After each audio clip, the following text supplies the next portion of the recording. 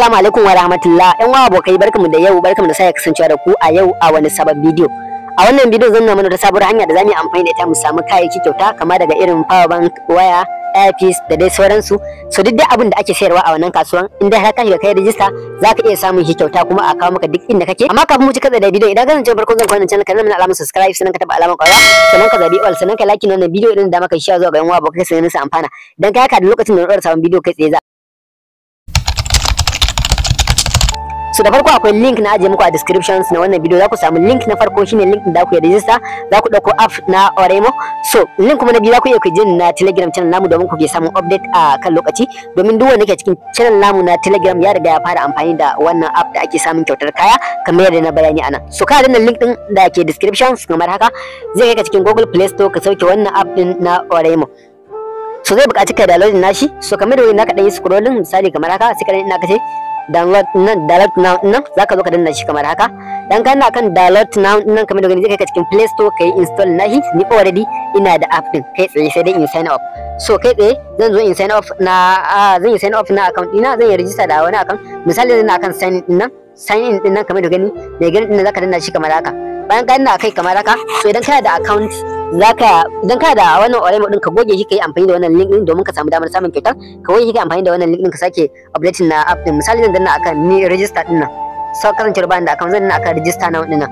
So zan danna akan register, bayan kana akan register kamar da gani zai buƙaci ka saka abin nan, ka saka sunanka na farko da kuma suna na ƙarshe, sai ka zo ka sa email address a nan gurin, sai ka danna ka ce get verification code.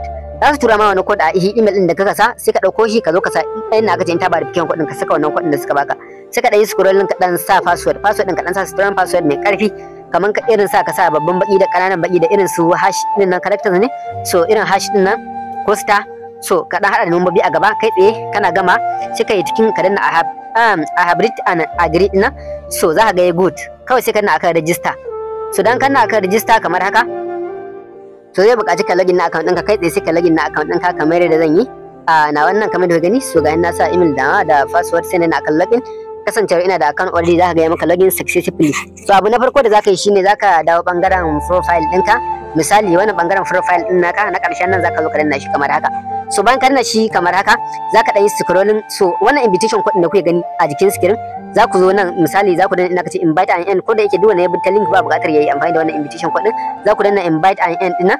So misali za ku yi copy na wannan link na, amma tunda ku na farko ne, abu na farko da za ku tunda kasancewar kun biyo ta link ne, so ba buƙatar ku yi amfani da invitation code. Kasancewar kun yi amfani da link, wanda ba su yi amfani da link ba shine sai amfani da invitation code. A nan gurin za ku ga sun ba ku point guda 600 na welcome bonus. So wannan point din da aka baku na welcome bonus da shine za ku iya ku sayi kaya kyauta ba tare da kun biya kwasisi ba. So abu na farko da ku za ku danna ina kace point mall din nan kamar haka. Bayan kun danna shi kamar haka, abu na farko da za ku yi kullun kowace rana, so za ku zo ku danna, idan kai farko da kanka na cin za ka danna kan checking, akwai guri zai baka damar kai checking a nan gurin, kullun za ka yi danna, za su baka point 110.